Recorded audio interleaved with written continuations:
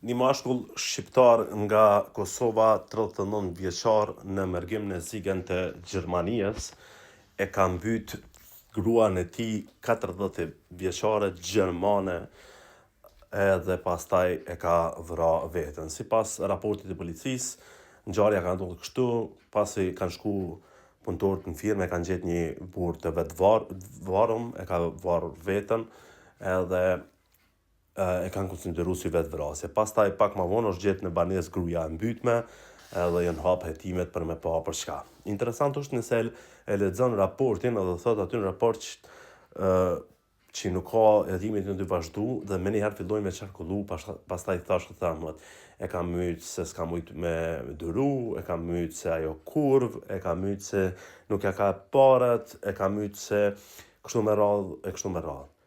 Ama asnjë nuk e shet e komentu që kush të jep drejten me myt tjetrën, Allah. Po çfarë burri, jo, burreci e ka mbyt gruan ish dashur me kon titulli.